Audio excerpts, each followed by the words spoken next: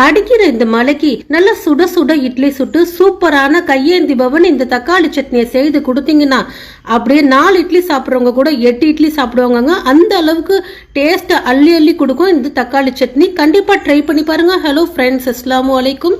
வாங்க இது எப்படி பண்ணலாங்கிறத பார்க்கலாம். இப்போ ஒரு மிக்ஸி ஜார் எடுத்துட்டு இதுல ஒரு 10-15 போல சின்ன வெங்காயம் சேர்த்துக்கிறேங்க.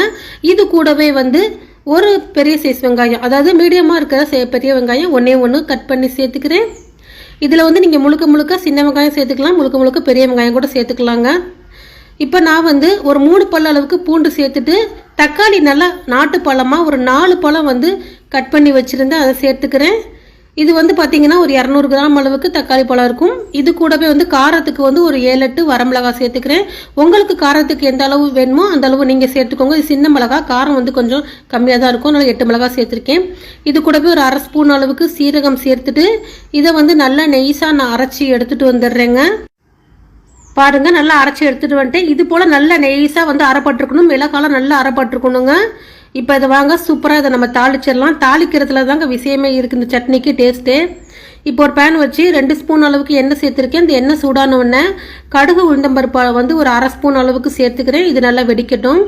இது வெடித்த உடனே கொஞ்சமாக பெருங்காயத்தூள் சேர்த்துக்கிறேங்க. இதில்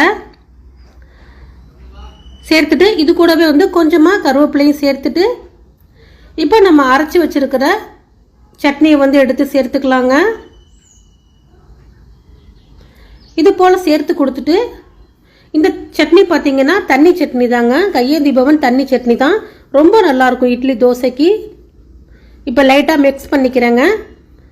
இப்போ இதில் பார்த்தீங்கன்னா நான் ஒரே ஒரு ஸ்பூன் அளவுக்கு காஷ்மீரி மிளகாத்தூள் சேர்த்துக்கிறேன். இதில் காரம் இருக்காதுங்க, கலர் மட்டும்தான் இருக்கும். ஒரு ஸ்பூன் தான் சேர்த்துருக்கேன். உங்கள்கிட்ட இருந்தால் சேர்த்துக்கோங்க, இல்லாட்டா நீங்கள் போட்ட மிளகாவே போதுமானதாக இருக்கும்.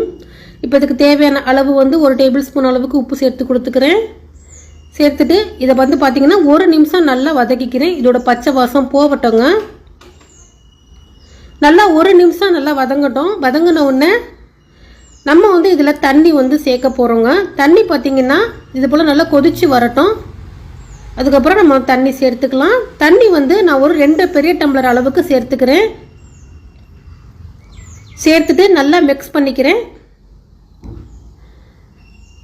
இதை பார்த்தீங்கன்னா மூடி போட்டு நல்லா கொதிக்க வைக்கணுங்க. பாருங்க, இந்த அளவுக்கு தண்ணியாக இருக்குது. இது நல்லா கொதிக்க வச்சோம்னா அதுக்கப்புறம் இன்னொரு முக்கியமான பொருள் சேர்ப்பேங்க. இது திக்னஸ் ஆகிறதுக்கு கார்ன்ஃப்ளவர், கடலை மாவு அதெல்லாம் எதுவுமே இல்லை, வேற ஒரு பொருள் சேர்க்க போகிறேன். நல்லா ஒரு 7 நிமிஷம் கொதிக்க வச்சுக்கிட்டேன். 7 நிமிஷம் கழிச்சு திறந்தா பாருங்க இந்த அளவுக்கு இருக்குது.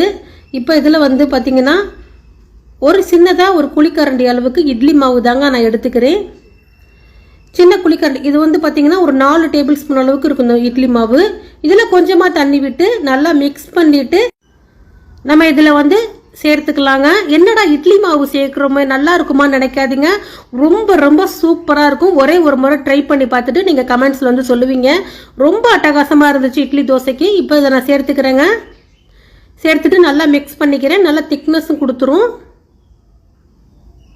ரொம்ப சேர்க்காதீங்க, அதாவது ஒரு நாள் கொஞ்சம் புளிச்ச மாவாக சேர்த்துக்கிட்டிங்கன்னா இன்னும் ரொம்ப நல்லாயிருக்கும், முத நாள் அரைச்சி வச்ச மாவாக இருந்தால். இப்போ இதில் பார்த்தீங்கன்னா ஒரே ஒரு ஸ்பூன் அளவுக்கு சர்க்கரை சேர்த்துக்கிறேன். நாட்டு சர்க்கரை தான் சேர்த்துக்கிறேன். வெல்லம் இருந்தாலும் வெல்லம் சேர்த்துக்கோங்க. இது சேர்க்கறதுனால இனிப்பு வந்துருமே நினைக்காதீங்க, கண்டிப்பாக வராது. நம்ம சேர்த்துருக்க அந்த காரம் இதெல்லாம் நல்லா பேலன்ஸ் பண்ணி கொடுக்கும். டேஸ்ட் சூப்பராக எடுத்து கொடுக்கும் இந்த வெல்லம் சேர்க்கறதுனால. லாஸ்ட்டாக கொஞ்சமாக மட்டும் கொத்தமல்லி தூவிட்டு நம்ம ஸ்டவ் ஆஃப் பண்ணிக்கிறேன்.